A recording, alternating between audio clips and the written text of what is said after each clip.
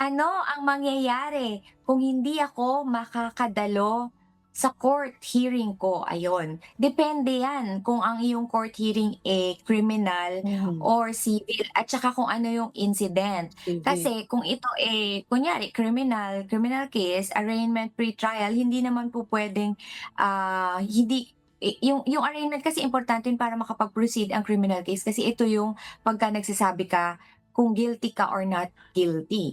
At tapos, isang isang aspeto ito ng criminal law na kailangan masunod muna bago magtuloy-tuloy ang paglilitis sa iyong kaso.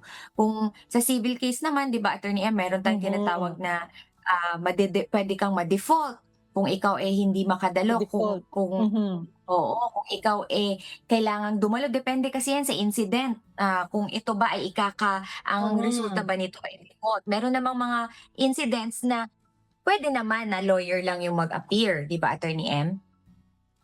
mm. Tsaka ang gano'n kasi Attorney Jay, so halimbawa in civil cases kung hindi ka maka-attend sa hearing or hindi ka mag-a-attend ng hearing, magde-decide ang court on the basis of what was presented before it. So hindi ikaw mismo nawalan ka ng pagkakataon din to explain or Mm, to air your side, Attorney Jay, 'no? Tsaka depende rin Attorney Jay kung sino po ang hindi naka-attend. Halimbawa in criminal cases, yung nagkakaso po mm, ba ang hindi naka-attend? Kasi baka ang maging ayun, perception din nun ng court, hindi ka naman seryoso, hindi ka interesado doon sa ifa-file mong kaso, 'no? mm. So iba din naman ang implication kung ang hindi pupunta ay yung mismong, nagrereklamo, Attorney Jane, 'no? Tapos sa nasa Mm, initial ako stages ka pa lang.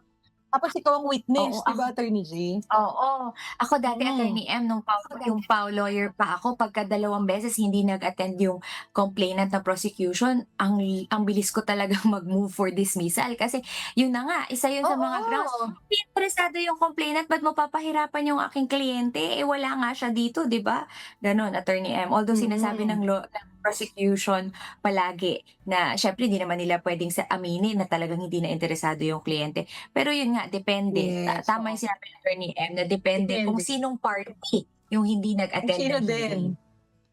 Mm. Pero definitely, however way you look at it, hindi po maganda sa inyo kung hindi kayo mag-a-attend ng hearing. Whether kayo ang nagrereklamo or kayo ang inirereklamo, mas maganda po kasi in a way parang wini-waive mo yung iyong karapatan na magpaliwanag at i-explain yung iyong side, hindi ba, Attorney Jay? Kasi otherwise, wala Mm. kang hindi ka mabibigyan ng pagkakataon kasi nano-notify naman, Attorney Jay, 'di ba, early on kapagka magkakaroon ng hearing sa korte, 'no. So meron muna Oo. yang notice na ipapadala, hindi naman po yan nabibigla.